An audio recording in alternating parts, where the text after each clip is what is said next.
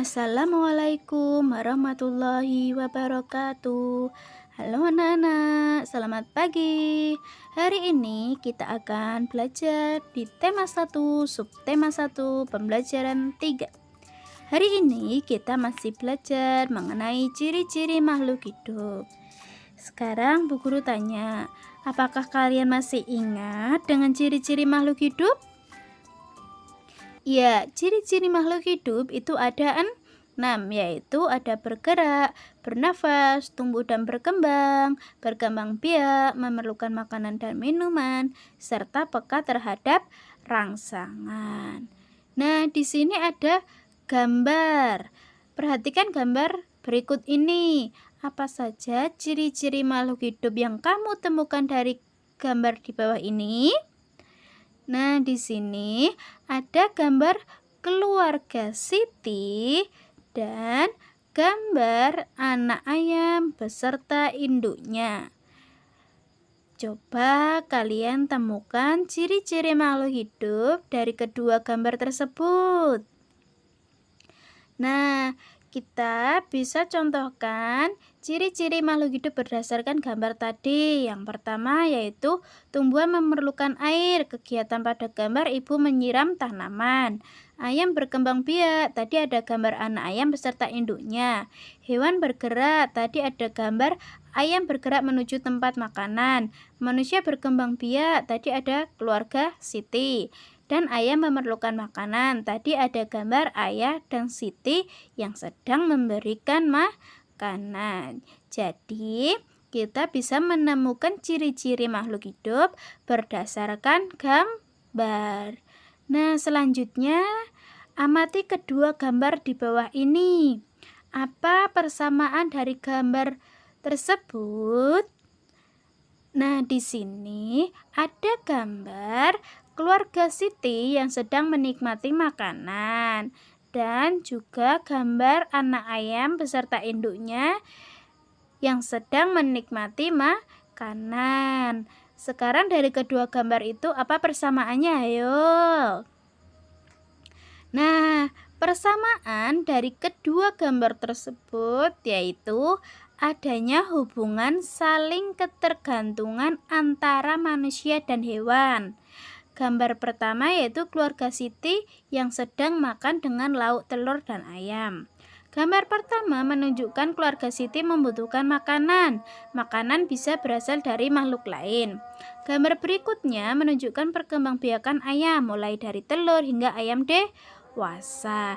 Jadi dari kedua gambar tersebut adanya hubungan saling ketergantungan antara manusia dan hewan. Nah, selanjutnya yaitu salah satu ciri makhluk hidup adalah berkembang biak dan tumbuh.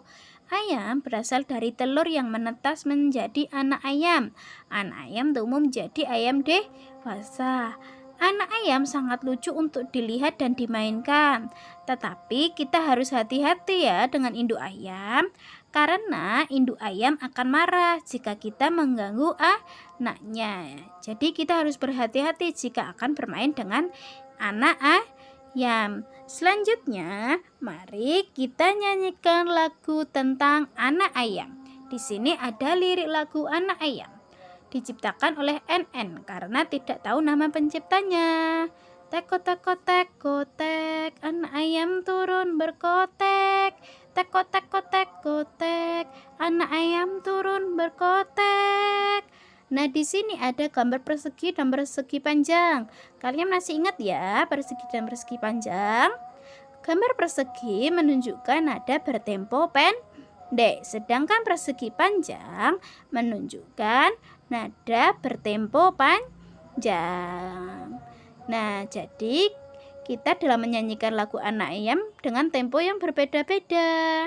Selanjutnya, Tuhan menciptakan makhluk hidup untuk saling memberi manfaat. Ayam sangat bermanfaat bagi kehidupan manusia.